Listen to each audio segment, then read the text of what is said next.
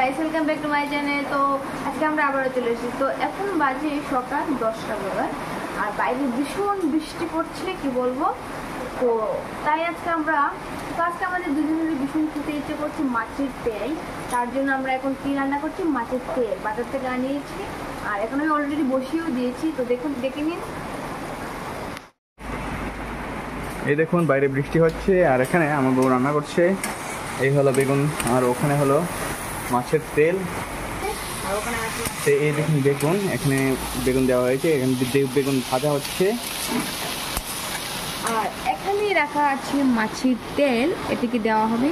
এটির দাম নিয়েছে 100 টাকা। এই একটু টাকা মাছের তেল, এত দাম জিনিসের কি বলবো, আজকাল খাওয়া দায় হয়।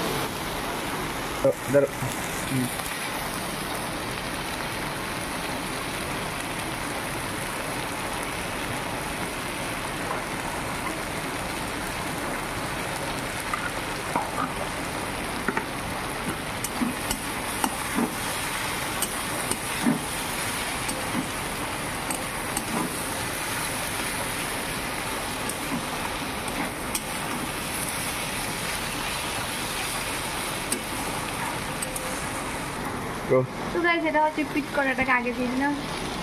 ও গাইস, তেলটা এত বড় তোলা যাচ্ছে না।